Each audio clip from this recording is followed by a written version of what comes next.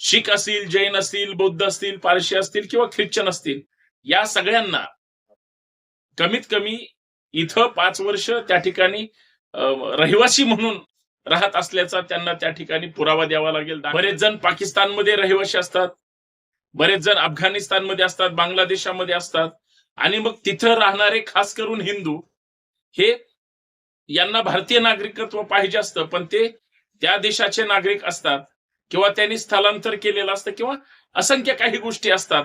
या सगळ्याचा एक नागरिकत्व सुधारणा कायदा या ठिकाणी केंद्र सरकारने तो निर्णय घेतला. 11 मार्च 2024 म्हणजे भारतीयांसाठी आणि भारताच्या आसपास राहणाऱ्या देशवासियांसाठी सगळ्यात महत्वाचा दिवस आहे. कारण भारतामध्ये CAA अर्थात नागरिकत्व सुधारणा कायदा त्या ठिकाणी लागू झाला.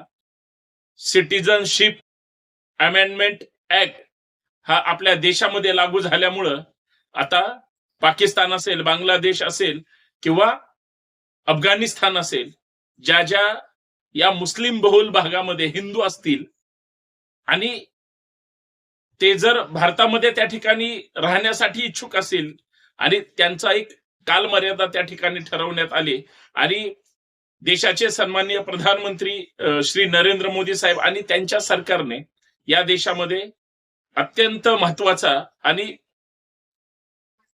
भारतामधील नागरिकांना भारतामध्ये राहण्याचा अर्थात ते इतर राज्यामध्ये आणि इतर देशांमध्ये काही ठिकाणी वास्तव्यास आहेत, परंतु त्यांना नागरिकत्व मिळालेलं नाही, त्याच्यामध्ये सुधारणा करण्याचा एक क्रांतिकारी निर्णय मोदी साहेबांनी घेतला.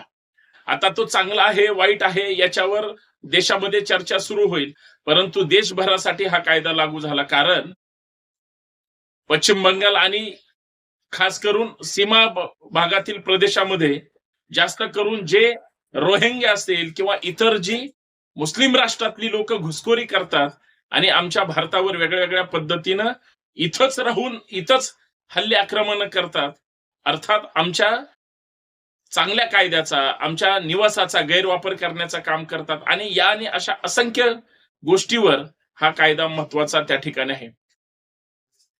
CAA हा 6 गोष्टीसाठी फार महत्वाचा आहे आणि या 6 गोष्टीमुळेच या देशातील नागरिकांना त्यांचे नागरिकत्व अबाधित राहण्यासाठी महत्वाचा मानला जातो. कारण बरेच जण पाकिस्तानमध्ये रहिवासी असतात, बरेच जण अफगाणिस्तानमध्ये असतात, बांगलादेशामध्ये असतात आणि मग तिथं राहणारे खास करून हिंदू हे यांना भारतीय नागरिकत्व पाहिजे असतं, पण ते त्या देशाचे नागरिक असतात किंवा त्यांनी स्थलांतर केलेलं असतं किंवा असंख्य काही गोष्टी असतात. या सगळ्याचा एक नागरिकत्व सुधारणा कायदा या ठिकाणी केंद्र सरकारने तो निर्णय घेतलेला आहे. आणि मग याच्यामध्ये जास्त फायदा कुणाला होईल तर मुस्लिम बहुल भागामध्ये हिंदू असतील, शीख असतील, जैन असतील, बौद्ध असतील, पारशी असतील किंवा ख्रिश्चन असतील, ह्या सगळ्या लोकांना आता भारतामध्ये राहण्यासाठी त्या ठिकाणी त्यांना परवानगी मिळेल. शासनाचे जे काही मूलभूत नियम आहेत, हक्काधिकार आहेत, त्याचं त्यांना पालन करावं लागेल, तरच त्यांना त्या ठिकाणी प्रवेश मिळेल. याच्यामध्ये सगळ्यात महत्वाच्या 2 गोष्टी आहेत की मुस्लिमांना जर 11 वर्ष त्या ठिकाणी इथं रहिवासी असतील, वास्तव्यास असतील, तरच त्यांना त्या ठिकाणी नागरिकत्व मिळेल. परंतु हिंदू जर असतील, म्हणजे हिंदू याचा अर्थ शीख आले, जैन आले, बौद्ध आले, म्हणजे ख्रिश्चन आले, कारण हे सगळे कन्व्हर्टेड आणि इतर सगळ्या गोष्टी भारतीय संविधानाने जे त्यांना लागू केलेल्या आहेत आणि भारतीय राज्यघटनेमध्ये हे सगळे हिंदू ऍक्ट नुसार यांना ती नोंद होते. यांना फक्त 5 वर्षाचा या त्या ठिकाणी कालावधी आहे. ज्यांना 5 वर्ष इथं राहिलेले आहेत किंवा वास्तव्य आहे अशा लोकांना ते नागरिकत्व मिळू शकतं. अशा पद्धतीनं हा कायदा हा राज्याच्या जो सीमावर्ती भागामध्ये राहणाऱ्या अर्थात देशाच्या सगळ्यात महत्वाचा कायदा समजला जातो. परंतु याच कायद्याविरोधात मागच्या 3-4 वर्षापूर्वी देशामध्ये CAA ला विरोध त्या ठिकाणी सुरू होता. अजून NRC सुद्धा कायदा होता, त्याला सुद्धा कडाडून त्या ठिकाणी विरोध होता. कारण जसं नागरिकत्वाचा सीए मध्ये उल्लेख येतो, तसं त्या एनआरसी मध्ये तुमच्या लोकसंख्येच्या प्रमाणात किंवा जन्म मृत्यूचं सोडून द्या, परंतु जन्मावर सुद्धा नियंत्रण आणण्याचा किंवा तुम्ही किती मुलांना जन्म दिला पाहिजे अशा आणि असंख्य त्याच्यामध्ये काही गोष्टी असतील, तो सुद्धा वादातीत सगळा प्रकार आहे. त्याच्यावर सुद्धा त्या ठिकाणी त्यावेळेस केंद्र सरकारने तो कायदा लागू करण्यासाठी इच्छा व्यक्त केली होती, परंतु या दोन्ही कायद्याबद्दल त्यावेळेस प्रचंड विरोध त्या ठिकाणी झाला होता. म्हणजे आम्ही जर इथले रहिवासी असू आणि आम्हाला जर इथले नागरिक पिढ्यानपिढ्या वर्षानुवर्ष जर इथंच राहणार असू, तर आमच्या रहिवाशाचा पुरावा अजून काय द्यायचा. आणि बऱ्याच कायद्यामध्ये कायदा बऱ्याच लोकांना माहित नसतो, परंतु त्याच्यावर बरेच विरोध आणि क्रिया प्रतिक्रिया बऱ्यापैकी चालू असतात आणि त्याच्यामुळं गैरसमज त्या ठिकाणी बऱ्यापैकी निर्माण होतात. जर सीए नुसार नोंदणी करायची असेल तर तुम्ही ऑनलाईन नोंदणी करू शकता.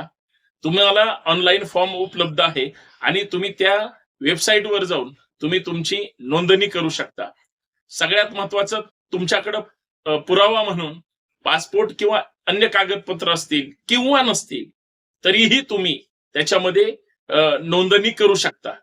सगळ्यात महत्वाचं, भारतामध्ये तुम्ही किती वर्ष झालं वास्तव्यास आहात, किती वर्ष तुम्ही या ठिकाणी रहिवासी म्हणून राहत आहात, हे तुम्हाला तिथं नोंद करावी लागेल. हा तिसरा महत्वाचा मुद्दा आहे, कारण तुम्ही रहिवासी असण्याचेच पुरावा त्या ठिकाणी तुम्हाला द्यावा लागतो. चौथा आणि सगळ्यात महत्वाचा म्हणजे, जर हिंदू असतील आणि हिंदू मधले शीख असतील, जैन असतील, बौद्ध असतील, पारशी असतील किंवा ख्रिश्चन असतील, या सगळ्यांना कमीत कमी इथं 5 वर्ष त्या ठिकाणी रहिवासी म्हणून राहत असल्याचा त्यांना त्या ठिकाणी पुरावा द्यावा लागेल, दाखला द्यावा लागेल. आणि सगळ्यात महत्वाचा पाचवा मुद्दा, जो की मुस्लिम असतील तर त्यांना 11 वर्ष या ठिकाणी राहत असल्याची त्या ठिकाणी पुराव्यासह नोंद त्यांना करावी लागेल. सीए असेल किंवा या देशाच्या संवैधानिक चौकटीमध्ये जो भारतीय येतो, खर तर या देशाचा नागरिक म्हणून प्रत्येकाची जन्मल्यानंतर नोंद होते. तो जरी महाराष्ट्राचा रहिवासी असेल, तो आंध्र, कर्नाटक किंवा इतर कुठल्याही राज्याचा जरी रहिवासी असला, तरी तो भारताचा नागरिक म्हणून इथं तुम्हाला आम्हाला जन्मल्यानंतरच ती नोंद होते. आणि अशीच नोंद इथून पुढच्या काळामध्ये सीए कायदा लागू झाल्यानंतर त्यांची जी पुढची पिढी आहे ती सुद्धा भारतीय म्हणूनच या ठिकाणी नोंदली जाईल. मुळात भारतामध्ये ज्या घुसखोऱ्या होतात आणि हिंदू म्हणून ज्यांचं इतर मुस्लिम राष्ट्रामध्ये त्या ठिकाणी वास्तव आहे, जे त्या ठिकाणी राहतात, या सगळ्यांसाठी हा कायदा तिथल्या लोकांना संरक्षण देणे आणि त्यांना तिकडून आपल्या भारतामध्ये येण्यासाठी किंवा राहण्यासाठी या कायद्याचा जास्तीत जास्त उपयोग होईल.